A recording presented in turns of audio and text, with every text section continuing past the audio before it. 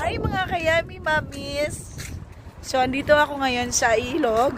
Naglalakad po. Makulimlim po yung lugar, pero ito po yung inaasahan namin dito na umulan po kasi dahil nga doon sa wildfire dito.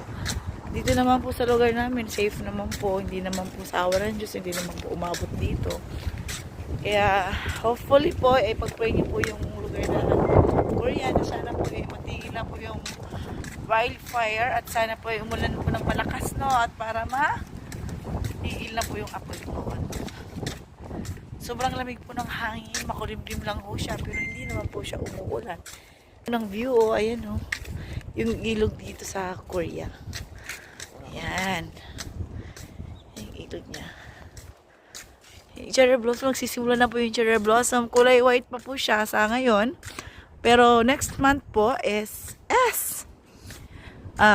magiging kulay pink na po yan.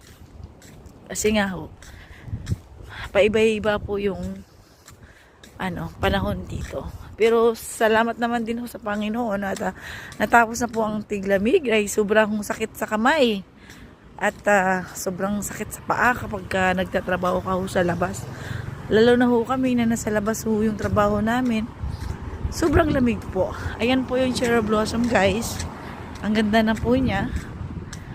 Sa ngayon, ganyan po muna yung kulay niya, no? Kasi, hindi ho siya kakasibol pa lang siya. I mean, mabulaklak pa lang niya. Ayan, no? Ang ganda. Mahina po kami dito ngayon. Wala pong pasok. Nahihirapan po kaming bumuo ng 20 araw. Nahihirapan kaming bumuo ng 20 days. 20 araw mahirap pong buuhin namin. Dahil nga sobrang hina. Lahat po siguro dito sa Korea. Hindi lang po yata rin yung pinapasukan namin. Ayan. Salamat po sa panunood. At huwag nyo rin po makalimutan na mag-send ng star para naman po ma-inspired po kaming mga new content creator na mag-upload ng mga videos.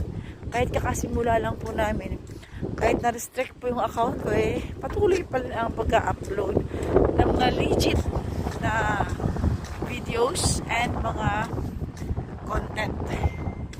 Hindi po kami nagka-copyright para hindi po kami ma-restrict ulit